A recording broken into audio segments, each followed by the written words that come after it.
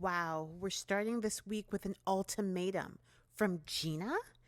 She gives Emily a rundown of what happened in Montana with Heather and is planning on confronting her and putting their friendship on the line.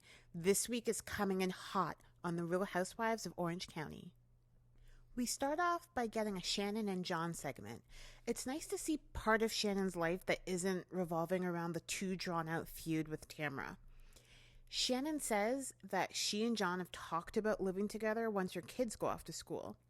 She thinks she's going to spend the rest of her life with them, but she's not in a rush.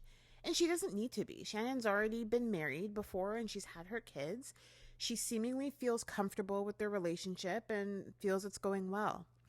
I can't help but feel like this is another foreshadowing segment, since we know that Shannon and John are no longer together and he broke up with her as soon as filming for the season was done.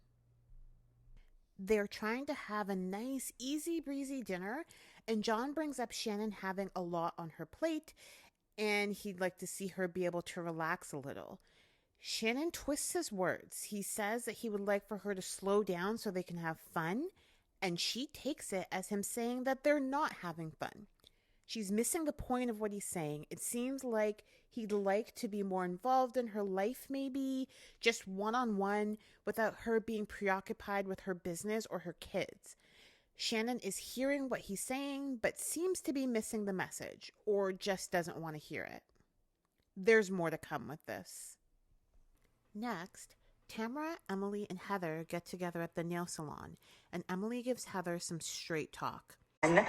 It comes across like you're better than everyone else and that your life is more important. Maybe you're not self-aware of how you sound sometimes. This is what I love Emily for. She's not afraid to call attention to people's behavior, but she doesn't need to do it in a super confrontational way like Tamra does. Emily tells Heather that she may not have some awareness about how she comes across sometimes, and the things that she says are condescending. More unaware of being unaware. Does that make sense?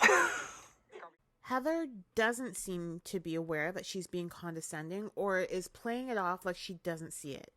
I don't think Heather thinks there's a problem with what she says because there's no malice behind it. It still doesn't discount how it makes other people feel, but I feel like watching her over the years, I've just gotten used to the way she operates. We then move to Jenn's yoga studio. I like hearing a little more about Jenn's business and not so much about her failed marriage.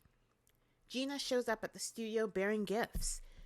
She takes that opportunity to apologize to Jenn and explains that it was her issue and not a Jenn issue. Jenn appreciates this and says she started to live her life with her shoulders back and head up because she still has to live her life and people are going to think what they want to think. I think that's a really good attitude and a very mature way of looking at things. You can tell she's had time to process what she did and how everything unfolded, and she's past it. I think Jenn and Gina could actually be really good friends now that they've gotten past this hiccup. We then scoot over to Emily and Shane's house, where Emily pours her heart out to Shane about some pictures from her childhood that her mom texted her. She is crying as she's talking to him and tells him she wants to invite her mom to visit. I feel like Shane is always so supportive of Emily, but he's not overly sappy about it. Emily has some good insight into the fact that her mother was probably really depressed after her divorce from her dad, and she wasn't as present a mother as she could be. Emily is just focused on mending fences and rebuilding their relationship. We'll probably get more insight into Emily's life once her mom shows up. Okay, Shannon takes her kids shopping, and there's a conversation about them applying to go to school. It's $75,000 a year for the girls to go to school, and Shannon is pretty realistic about her girls maybe not getting scholarships to go to competitive schools. She wants to set them up as best as possible. As kooky as she is, Shannon is being very realistic. Is it a standard thing in the US for parents to pay for school, or is this just a rich people phenomenon? I always hear people talk about it on TV, but I don't know how true it is. Let me know in the comments. because I don't have any friends whose parents paid for them to go to school. Okay, Heather has a boat party, which I don't know why, seeing as how the last boat dinner went. She squashes the movie role beef with Taylor because it was ridiculous to begin with. She even invited the over-the-top acting coach to the party. I guess that's adding a little diversity into the mix. Heather accidentally spills a drink on Tamra again, and the decibels are at full blast. A drink falls on my lap every time. Tamra is already turned up and is already yelling. They do a little water tour and then go to, of course, Heather's favorite, Nobu. She gives them engraved chopsticks and a Tom Ford candle just because. So Emily pushes the episode forward by asking what she missed in Montana. Heather says they should keep it positive, which really annoys Gina because she thinks Heather is avoiding talking about her because she knows that Gina's pissed at her.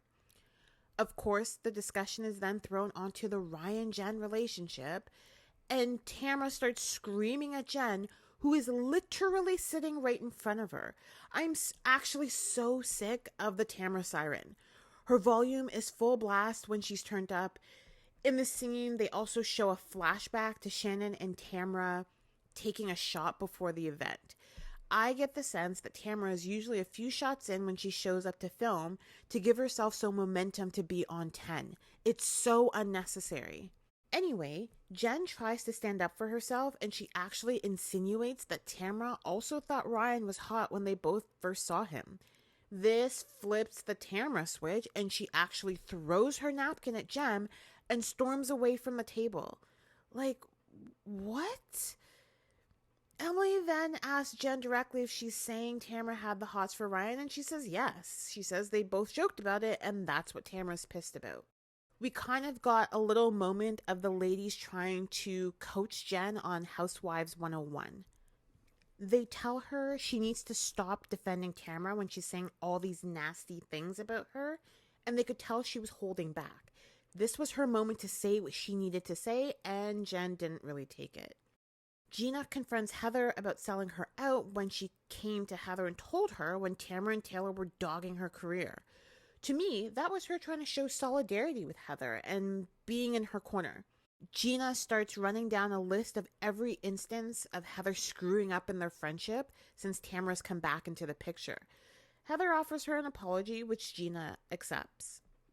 I think Gina got to say her piece and tried to make it seem like things are fine, but I don't see this as being the end to that. Gina does, of course, need something more to carry her through the season now that she's made up with Jenn. Vicky's back in the next episode, and we're introduced to the infamous Heather Amin. There's also some revelation about Shannon's relationship that seems to be the last straw. Oh, I feel like this is going to be good. That's it for this week's recap of The Real Housewives of Orange County. I want to know your thoughts. How do you feel about Vicky re-entering the picture next week? Let me know what you guys think in the comments. Make sure you like the video, subscribe to the channel, and we'll catch up next week. Bye.